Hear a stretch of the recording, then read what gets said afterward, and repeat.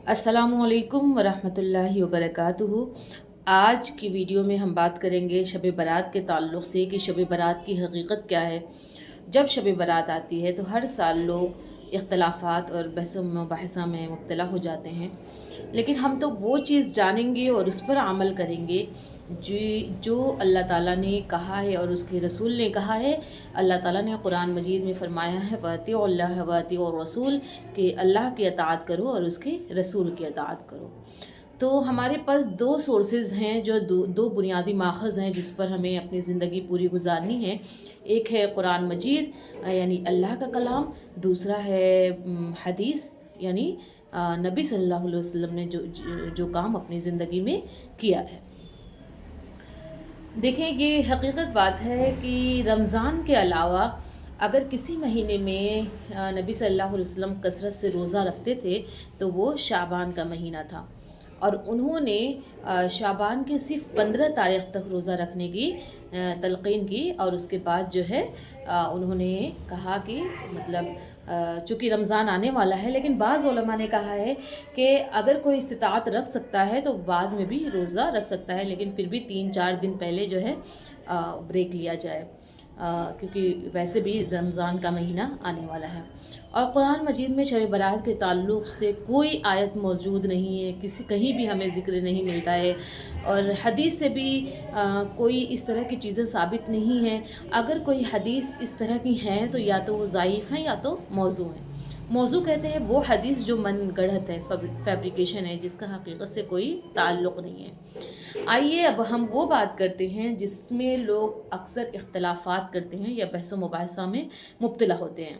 सबसे पहले लोग कहते हैं कि इस दिन जो है मुर्दे आते हैं।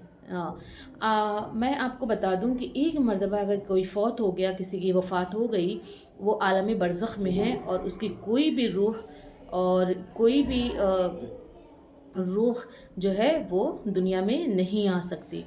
और फिर कहते हैं कि इस दिन कुरान नाजिल किया गया, जबकि अल्लाह ताला ने कुरान मजीद में साफ़ साफ़ कहा है इन्ना अंज़लनाहु फ़ी लैलतिल क़द्र व मा अदराका मा लैलतुल क़द्र, कि हमने कुरान को रमज़ान के महीने में लैलतुल क़द्र में नाजिल किया, और तुम्हें क्या मालूम कि लैलतुल क़द्र क्या है। तो इससे ये बात साबित हुई है कि कुरान जो है शब बारात में नहीं नाजिल होके लैलतुल क़द्र में, शब क़द्र में नाजिल हुआ है। फिर इस दिन लोग ख़ास पकवान पकाते हैं और चरागा करते हैं, कब्रिस्तान पे जाते हैं, हलवे बनाते हैं। तो इसका भी हकीकत से कोई ताल्लुक़ नहीं है, ना तो इस चीज़ का ज़िक्र हमें कहीं भी कुरान में मिलता है और न ही नबी सल्लल्लाहु अलैहि वसल्लम की अहादीस से मिलता है। फिर ये भी है कि इस रात किस्मत के फ़ैसले होते हैं। तो देखें, इस रात नहीं बल्कि शब क़द्र में होते हैं, क्योंकि अल्लाह ताला ने वाज़ेह तौर पे ये कहा है कि तनज़्ज़लुल मलाइकतु वर्रूहु फ़ीहा बिइज़्नि रब्बिहिम मिन कुल्लि अम्र सलामुन हिय हत्ता मतलअल फ़ज्र, कि उस दिन जो है फ़रिश्ते नाजिल होते हैं। देखें, अब रही बात इबादत की, तो कुछ लोग कहते हैं इबादत तो कर सकते हैं ना, इबादत में क्या प्रॉब्लम है। देखिए, इबादत आप कर सकते हैं, बेशक अदर डेज़ में आप करते हो तो और हो सकता है कि उस दिन में थोड़ा और करना आप चाहें तो कर सकते हैं, लेकिन आप इस चीज़ को फ़र्ज़ समझना कि अदर डेज़ में आप 5 वक्त की नमाज़ भी नहीं पढ़ रहे जिसको अल्लाह ने फ़र्ज़ किया है, और इन दिनों आप पूरी पूरी रात कुरान पढ़ें, तस्बीहात पढ़ें, नवाफ़िल पढ़ें, ज़िक्र अस्कार करें, तौबा व इस्तिग़फ़ार करें, तो इस चीज़ को फ़र्ज़ कर लेना ये बिदाअत है और इसका आपको कोई सवाब नहीं मिलेगा।